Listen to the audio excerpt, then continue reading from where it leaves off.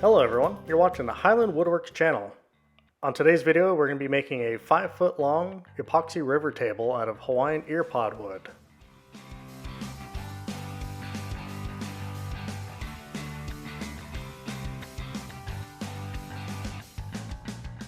To kick things off, I'm measuring the width and the overall length, finding a midway point, and then marking a line as much down the center as I possibly can.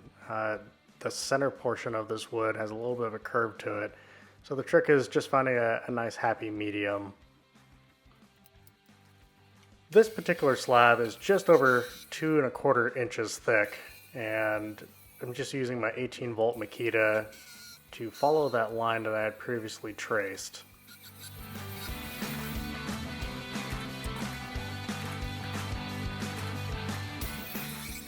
I didn't want to cut all the way to the end because that island piece would have come loose, and I want to do this cross cut as cleanly as possible. So I left a little bit, maybe like a ½ inch at the very end, so that when I push the two sides up next to each other, I can actually get a little bit cleaner cut and it's a bit safer.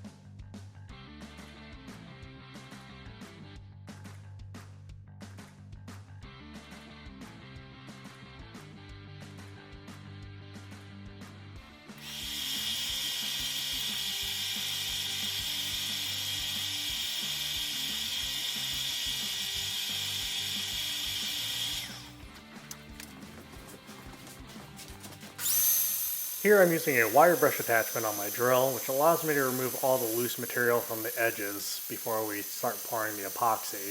If you were to leave this on and then pour the epoxy, you're not going to get great adhesion between the epoxy and the wood, and at some point in time it could fail, completely let go, and then the table wouldn't be so great.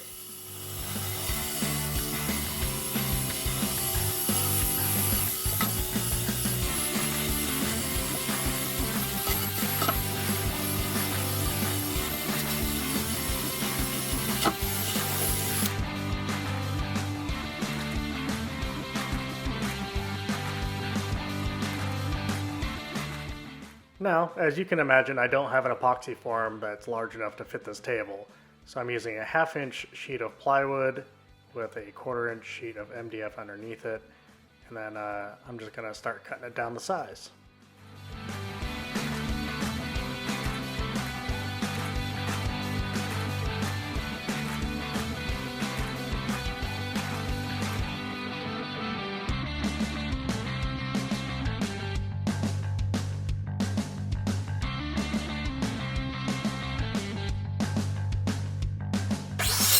If you're wondering why I'm using plywood and MDF, the quick answer is going to be I use the plywood to actually add a little bit of stability for the overall form, and then the MDF will come in handy later on when this entire thing's flipped over. At that time I'll start adding tape to the MDF, which will come in handy for the epoxy pour later on, which you'll see me start laying the tape here in a few moments.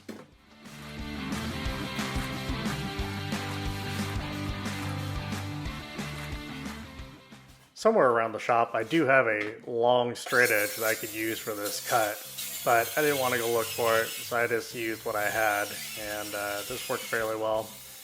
Got a little squirrely there, but you know, use what you got.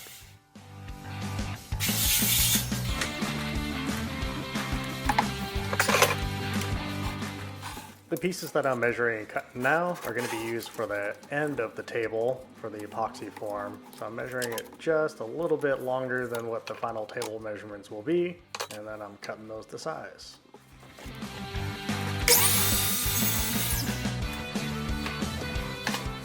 So here I'm using a couple of decking screws and some brace pieces to add a little bit of rigidity to the bottom so that when everything's flipped over and I start getting the epoxy form set on top and then the actual table, that there's no bowing or anything going on.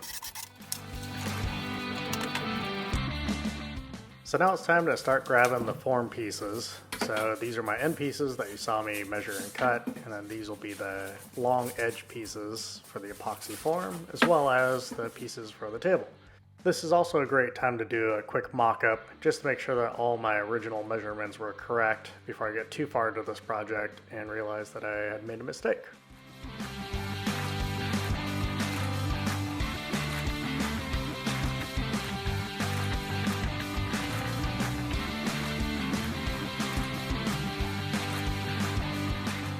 With the mock-up done, and I'm confident that my measurements are correct, at least as good as they're going to get, it's important to use your hand to make sure all the dust is off your project.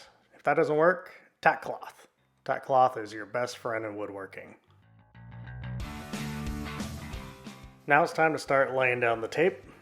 This creates a barrier between the epoxy and the wood, and to make sure that your table, when it's actually finally poured and cured, that when you go to remove it from the epoxy form, it is not permanently stuck to the MDF or whatever underlayment you're using for your project. It's also very important when you're doing long runs of tape like this to make sure there's zero air bubbles or creases, because once you pour the epoxy, it'll take on the form of anything that is underneath it.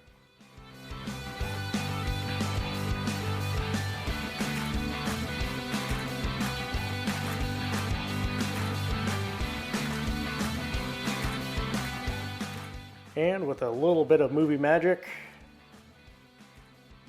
boom, all done. Aren't you glad I didn't make you watch the entire thing? It took about 20 minutes.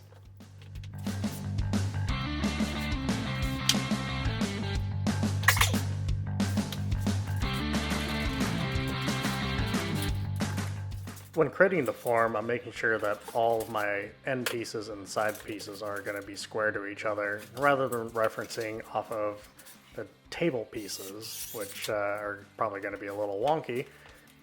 It's better to use the pieces that you're intending to be your final form of the table. Now, I don't use anything fancy here. I'm just using 2-inch decking screws to attach the form to itself, making sure that the end pieces are nice and snug against the live edge wood for the dining room table, and then putting a couple screws in to hold it nice and tight, and then putting a screw in the center of the end piece, making sure to mark the top so I know where to put the hole, and then sinking it straight from the bottom.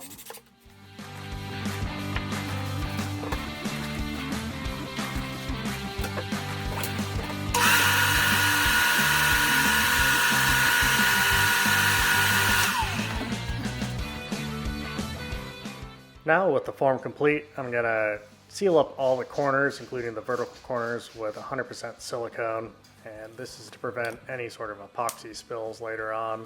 Since we are using about 8 gallons of epoxy, if you do have any sort of gaps or if you have a place for the epoxy to flow out, it's going to be a huge mess. So I'm going to press all that silicone into the corners, including the vertical corners, to make a nice tight seal.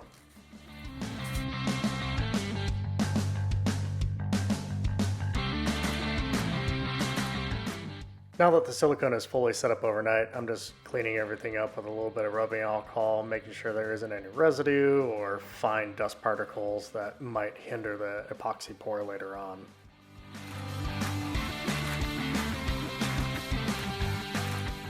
I don't know if everybody does this, but I wipe down all of my pieces with a little bit of rubbing alcohol to take the fine dust off the top, because once I start putting down a little bit more epoxy later on, this is just a way to make sure I'm not blowing any dust into my piece. With some help from my lovely, lovely assistant, I'm going to put a bead of silicone underneath the live edge pieces, and that's to create a bit of a barrier between the epoxy and potentially getting underneath the piece and floating it but we'll take care of the floating issue in just a moment.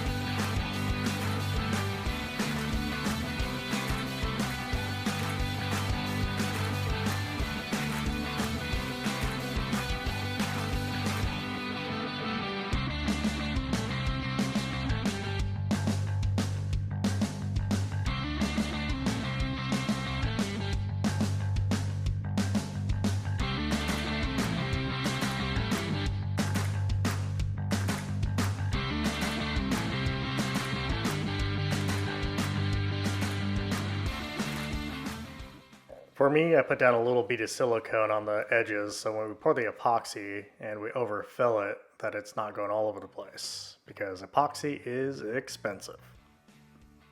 Now, anytime you're pouring epoxy, you want to make sure that you're going to weight down your projects. So here I put some tape on a couple of scrap pieces and cover those with a 2x4. And then on the very ends, I'm going to be clamping the entire thing to the base. And this keeps the slab from floating on top of the epoxy.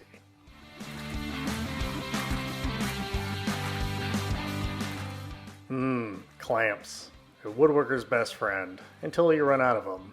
So here I'm using a giant pipe clamp because I'm using all my others for other projects.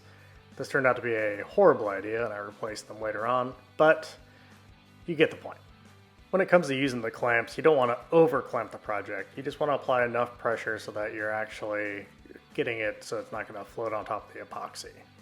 And it's always important to check it out and make it look like you know what you're doing.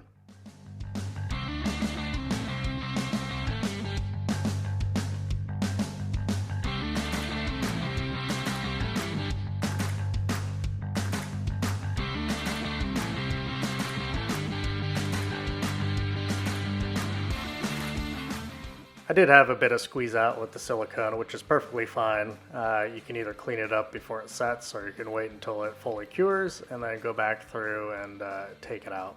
Not a big deal.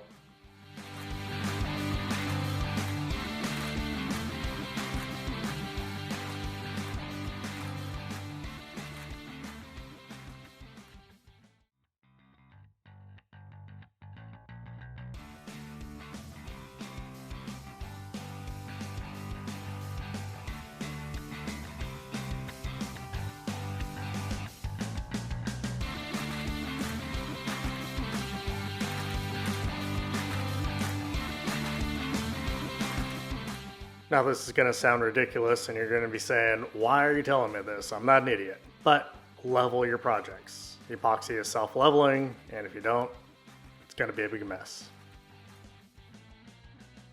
So you might be wondering, what epoxy are you using? This is a big pour. We're using liquid glass thick pour. This is a 2-to-1 ratio. It's a slow setting epoxy and absolutely amazing product. It's a 2-to-1 ratio. Here I'm mixing it up just a little bit beforehand, and then I'm adding some of the Black Diamond Battleship Gray.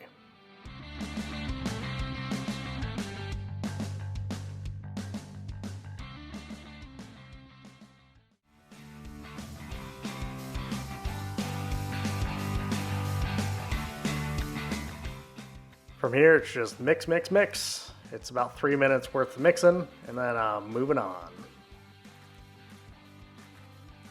Now, call me weird, but one of the absolute most cathartic things in this entire process is popping all the bubbles with a torch. Don't know why, I just love it. And for the other bucket, we're using the Black Diamond Pure White, and it's just going to be the same as the other process. So wash, rinse, repeat, and I'll save you a few minutes of watching me mix some stuff. For some reason, the camera recorded 15 minutes of absolutely nothing, so I can't actually show the epoxy pour, but you can at least see me mixing it after I poured it.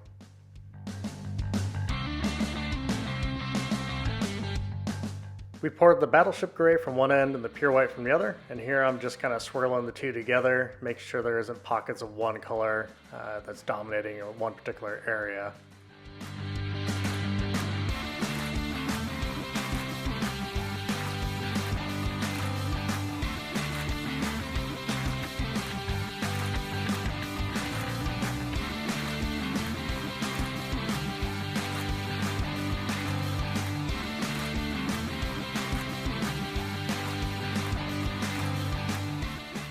For the little island piece that's on the side of the table, I'm putting Pure White on the bottom and then Battleship Gray on top, and then I'll go through and swirl them together.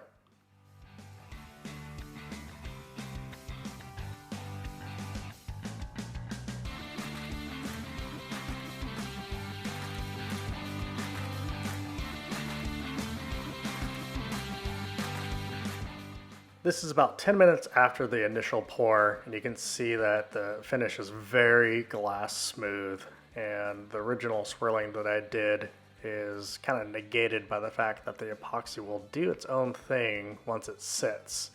And then as it begins to cure, the exothermic nature of the epoxy will actually create cool little patterns here and there.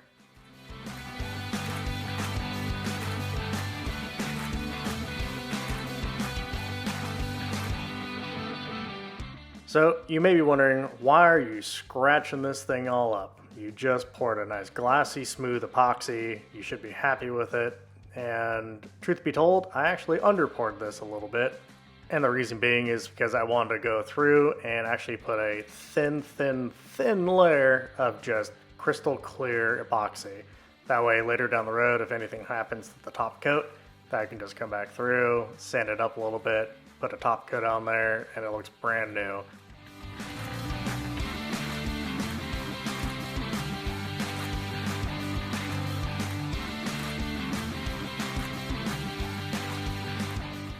It's extremely important to give epoxy enough time to cure. So I gave it about a week, just over a week actually, before I started breaking out of the form.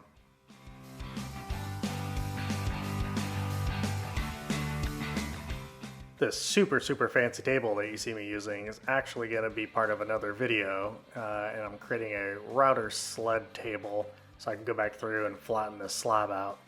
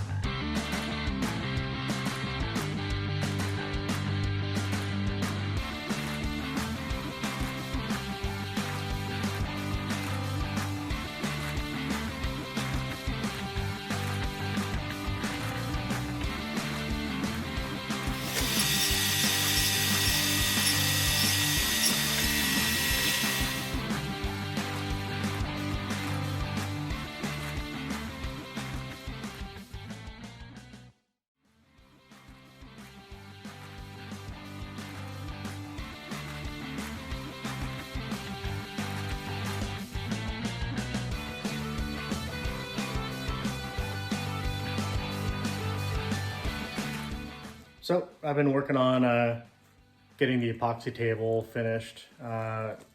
Just gonna start doing the sanding process now. And my personal progression, at least my preferred preference of progressions, are gonna be 100 grit, 150, 180, 220, and then finishing with 320. And don't skip the grits. Being able to do this the correct way the first time will save you a lot of time making corrections later on of mistakes that you made, and then potential swirl marks or pigtails or whatever you want to call them. And so just don't skip around, makes it easier. As always, a little breathing respirator, and then I'm using my DeWalt random orbital sander.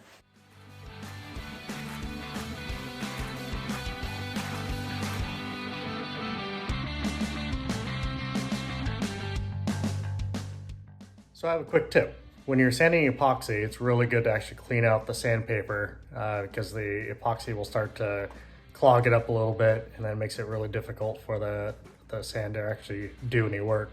So if you have a shop vac or something to actually clean off the bottom of the sandpaper, do it.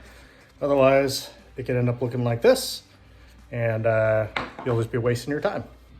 Quick tip.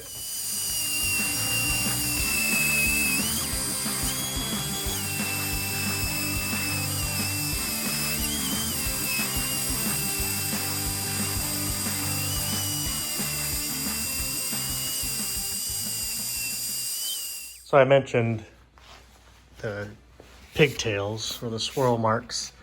You can actually see right here, we have a little bit of that pigtail, and typically caused by just the coarser grits or moving a little bit too fast with the sander. So quick tip would be to just take your time and make sure you don't skip those grits, because eventually you're going to get some of these, and if you decide to not do the next progression, then it's going to be a permanent fixture there. So when you do your finish, that's all you're going to see. So the thing I was talking about when you're sanding epoxy, that's what happens. So you can see old and new, and this is the second piece that I used just at the 100 grit. So it's really good to make sure you get those swapped out frequently, and then make sure you're actually vacuuming them.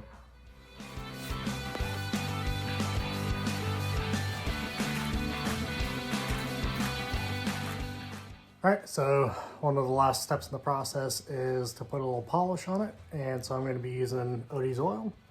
It's pretty easy, buff in, buff off. So gonna get to it.